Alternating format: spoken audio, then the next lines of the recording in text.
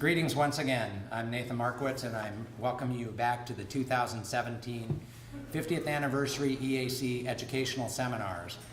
Our next speaker, I'm happy to count and privileged to count as a good friend of mine. Jim Matthews is an expert on CUDs and dye deterioration in the early silver series, and you'll see wonderful crossover with copper.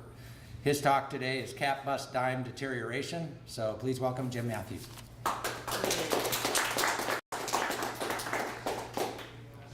Hi there, everybody. Today I'm going to talk about the dye deterioration that we've seen in dimes. That's been one of my areas of focus for many years. But what we've all discovered, and we being other numismatists that I've shared this passion with, is that these same issues and same problems run across all the series. So as more and more people are coming together and studying the various denominations and series, we're managing to find a lot of crossover commonalities in the way that the processes were done. For instance, in the early drape bust small eagle dimes, there was only three sort of CUDs, if you will, that came out. One is on the 1796 JR1 dime, where there was a bubble in the dye steel which collapsed and formed a big lump at the first star. I don't really consider that to be a regular CUD. It's more of like a dye defect more than anything. But that's one of the more interesting and common coins. Then on the 1796, the JR3, there was a small CUD that formed at the rim above the second T of states, or the first T of states, second T on the reverse. And I've only seen about 2 or 3 of those. It's a very rare coin as a dye variety, but then as a CUD, it's extremely rare. In 1797, one of the interesting fragments that has come out is on the JR1, which is the 16-star dime. I've talked to John Danruther about this, and I believe that the dye steel, when it was sent over to America, came from England, and it was in like a roll. And when they would cut it, and then they would take that steel and then engrave the dyes out of that. One of the reasons that I feel like it came in a roll like that is in 1797, there's 2 dyes that have an identical crack. One is on the quarter eagle, which it cracks vertically on the right side of the coin. All known examples have it. And on the 16-star dime, it cracks through the date and across the bust. Again, all coins have that. So I think that was a defect in that steel. And when they cut it, they didn't realize that defect was there. When they engraved the dyes, they still didn't see it. But as soon as they started striking coins, the crack appeared. So it's known on all the 1797 dimes and 1797 quarter eagles. Same exact type of crack, same location, relative to the rim and all. But it's a real interesting triviality, if you will, but it shows that the dye steel must have come in some kind of rolled steel bar or something that they were able to cut apart and make into dyes. Another interesting cut appears, I don't know if you've all seen, this is the bust dime variety book that came out about 2 years ago. It has a lot of the pictures of some of the coins I'm talking about, but in 1802, the JR2 variety, there was a obverse CUD that formed. It's only known on one coin that I own. It's very low grade, but the dyes were, it was a remarriage of these dyes that had been used to strike the variety. When they put them back together to restrike more of that same dye pairing, they were misaligned. And the misaligned dye meant that the obverse was tilted a little bit relative to the reverse, and so that as they struck coins, there was a lot of pressure put on that one edge. Well, it didn't take long for that edge to fracture and fall off. A good example of this in the half cents is the 1808 C2, the rare one. Is it the C1 or the C2 on the half cents? Who's a half cent expert? The 1808 over 7 is the C1 or C2 that's real rare. It's the 8 over 7 is the rare one. Yeah, the 8 over 7, but there's 2 varieties. One of them was a similar thing where the dyes were misaligned and it broke over the United States severely after, like all known coins are very clearly heavily struck on the left side and weakly struck on the right. C1. C1, okay. It's again, the commonalities that run through the series from various coins are easy to see once you spot them. The misaligned die arrangement, I've only seen a few coins that have it. The 1806 108 $half is another one. That's the rounded 6 no stem. That's very rare. There's about 8 known specimens. 2 or 3 of them have the cud on the reverse. Again, it's very heavily misaligned. You look, the left side of the coin is very sharp, and that's where the cud forms. It literally broke that edge of the die off after striking a handful of coins, probably 100 or 200 coins roughly. And the known 8 survivors, I think 2 or 3 of them have the cud. There was when the initial people that worked at the mint, they were using what I believe to be a fairly tight collar on these initial coins, because you still did see a few of these cuds, and that's part of the reason I'm mentioning these. Then in 1809 or 1807, when John Reich joined the mint, there was a new way of coining that he did, that he seemed to use like a looser collar.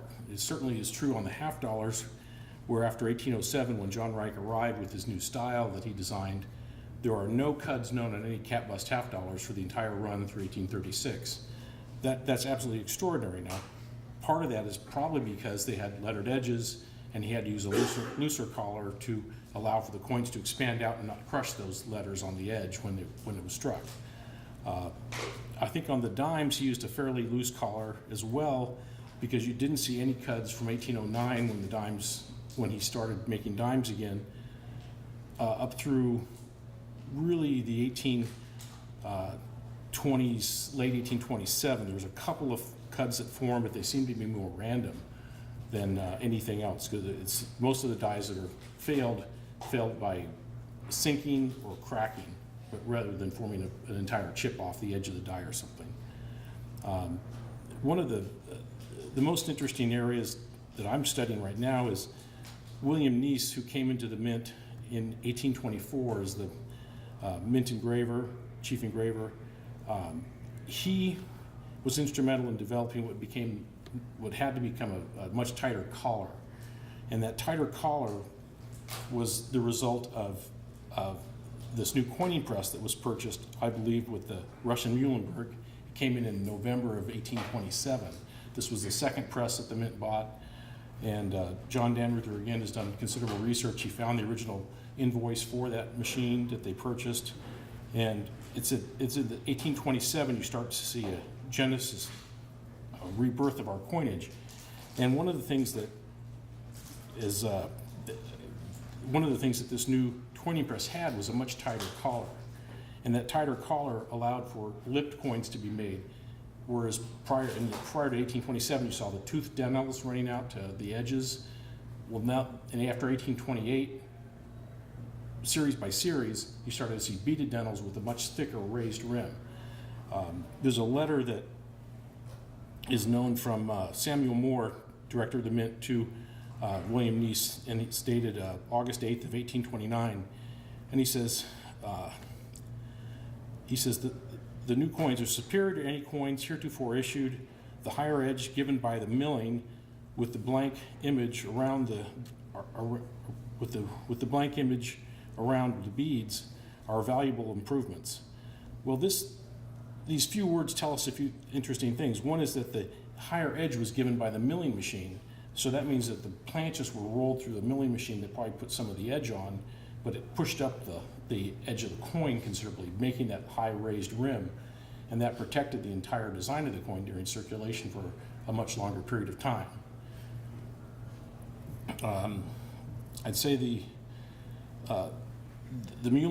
Russian Muhlenberg press, it was a bit smaller than the original existing press, and therefore it seemed to only be used on smaller coins. We see instances of it being used in major design changes with the 1831 half cents, where they became the first lipped half cents that were designed and struck. Prior to that, the 1829s and back were more of an older style that hadn't been changed going back to the beginnings of the mint as far as striking quality, etc. Let's see, in the large cents, I'm not sure if they were struck on this press or not yet. We're still researching that. But John Danruther mentioned that the flat wide rim came about in 1834. So those seem to be struck under the old method for a little longer period of time. The half dollars apparently were too large and not updated with it. The quarters, of course, came out in 1831 with the reduced size, raised rim on those. The half dimes weren't struck since 1805, and they again were restruck in 1829, all with the much higher rim, beaded dentals, and an entirely new style from the drape bust style, of course, that we'd seen earlier. So those were some major improvements. The quarter eagles, again, 1829 were changed, and in the half eagles, 1828 was when the first raised rim was adapted. And that coin is, one of them is known in proof in the Smithsonian with a razor sharp wire edge all around it as well. So this Russian Muhlenberg press allowed for much greater production because it took some of the pressure off the other press. They were able to make more coins, more half dollars. They started making eagles in 1838 again, and silver dollars in 1836 as they got the steam presses going. So this press allowed for greater production. They could make dies on the larger press. I would assume they would make them on the larger press because you would need the higher pressure to bring up the all the devices and all that went into the dies. So many years ago when I was talking to Russ Logan, one of the original authors of the dime book, he said, I think that they used the dies until they literally went to cud and broke a piece out of them. And he planted that little seed in my mind way too long ago, and so I've been searching for these ever since. And of all the known dies, we're down to missing just 3 or 4 at this point from 1828 to 1837, where there's a known cud. And the only exception are the late 1836 and 1837s, which formed large bisecting cracks. Again, I think they started to coin those late cat bust dimes on the steam press, and that caused the dies to fracture vertically or horizontally, but it was a bisecting crack rather than forming a cud. And 3 or 4 of the dies are known with this major crack on them that had not been seen in the prior years. There are almost no known bisecting or heavy cracks on the early dimes prior to that period. So as we look at these different series in the large cents and the half cents, in the quarters and half dimes, we're seeing a lot of the similarities and similar breaks and similar stress points on the same locations as the more and more coins were struck. And I think this area of study is quite wide open, and there's going to be a lot more discovered over time. And with each of these discoveries, we find out more about how these coins were manufactured. One of the most interesting breaks we've determined is the 1802 JR3 dimes. There's a collar break on those that grows dramatically through the progression of the coin struck. And that is I think it's the only known one where the collar actually has a large break in it. And it's fairly common. It's basically all the 1802 JR3s have it. And it forms a big thumbnail lump on the edge of the coin that it goes clear across the entire edge from the obverse to the reverse on that edge. So interesting stuff. But I did bring along some of my cuds that show some progression. I don't think the lighting's too good in here, so you may want to come down to the table and look at them. And let's see, I think that's kind of it that I had to talk about today. But I'll be happy to answer any questions you have if we know the answer, or we can study it and find out. Yes, Garrett? You mentioned with the rolling out of the die steel that would they be able to cut multiple dies out of that? I don't know. I just know that this one point on these 2 known dies from 1797 that were the same diameter, it seems like a very logical conclusion that would have been some kind of rod that they would have cut. Because I would have thought if they'd been able to make multiple dies out of each one, then there would have been multiple dies that would have had different diagnostics but would have had the same crack. So that could mean that there might be undiscovered varieties that don't exist anymore. And it could be they discarded it. It could be the flaw in the metal might have just been in that localized area. Again, I don't know. It's so coincidental that those 2 same size dies had identical cracks, identical length. Just all known specimens have it. It's so odd that it seems there has to be some kind of connection there. Yes, sir. I'll go ahead first. I've always had a question. It's really not specific die deterioration, but you tend to see many more flip over double strikes in the copper series than you see in the silver series. And I tried to ration whether that was a lightness of the planchet. And the only theory I can come up with is it was just species, so maybe there was better quality control going out of the mint since it was silver. Do you have any insight into why we see more flip over double strikes and things like that in the copper series rather than the silver series using the same minting mechanism? I think that the copper being a lower value metal was not treated as well, and therefore they didn't care. I mean, that's why you see possibly more double strikings and triple and off centers, that kind of thing. It's hard to know why, but I think also there's a lot more that survived as far as quantity. The copper, certainly, there's a lot of it. I'm trying to think if I've seen many of the half dollars with errors, and I really can't think of many Drake bust. I mean, David, do you know Drake bust errors? Are they pretty rare? Half errors are really, really tough. Okay, so, I mean, I have a double struck 1801 dime. It's a 180-degree rotation on the reverse, low grade, but it's very interesting. There's an 1803 I know of that's very mangled up, double struck kind of thing, but on the early silver, it is very rare. On the bust dollars that are relatively plentiful, there are a number of errors, but it's not in the hundreds. It's more like in the 50 to 100 in that range, I'd say, from what I've seen. You just don't see those that often. Whereas with large cents or half cents, there are considerably more numbers of errors in those. Did you have a question? Yeah, I have a question. Are there any surviving dies from that era? Like even canceled ones? I know there's the 1806 half dollar die that exists. I think that's at the ANS. There's an 1820 half dollar die that wasn't canceled, but it broke and no coins are known from it. That, Dave, do you know about that? I've seen again, I'm sorry to pick on you, but there's like 4 or 5 known. They struck a handful of those 1820 or 19, something around there. Yeah, I'm not aware of anything genuine that's... No, it's all post-minting striking. Yeah. It had a nice crack on it, and it must have cracked during the annealing process. There's an 1809 die, maybe you're thinking of that. Maybe that's it. 1809 offers, half Yeah, dollar offers. that's die it. That's in private hands. The 1823 large cent dies exist. They're at the ANA right now. Jules River used to own those. Yeah, well, we saw those ones. Yeah, we saw this summer seminar last Oh, how fun. Yeah, I remember holding those. It was just like amazing.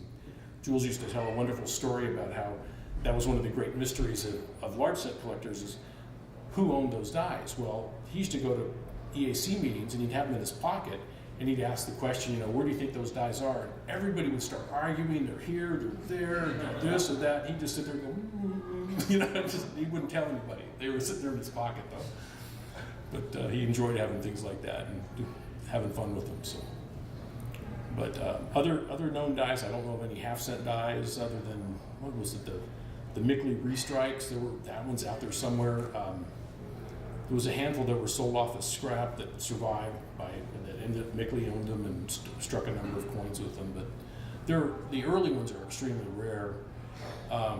If anybody had the time, I would strongly suggest going to historic landfills because somewhere they threw out all the dies around here, and you could find who knows what, probably everything from 1792 onward.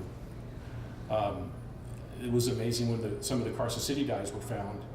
They not too long ago found them in a dump in the Carson City area. They found the 1876 CC 20-cent piece, for instance. They found that die. They found another. Most of them, obviously, a number of known dies, but they've mostly been canceled, of course, and severely rusted. But you were still enough there to identify several of them. So the dies are probably just thrown away because once they've been used, I believe the die still gets fairly brittle and starts to come apart. Right? Yeah. Yes, sir. You mentioned from 1828 to 37, you found cuts on almost all of them. Years or varieties? Just the dies, mostly on the reverses. There are a number of obverse cuts known. They're all very rare. The Reverse dies are often used in 3 or 4 or 5 different die marriages, and it's that terminal one that we know of where we find the cud usually. And Russ Logan, like I was saying, he said it was the policy of the mint to use them until they broke pieces out of them. It wasn't just till they cracked. It was you use them till they fall apart.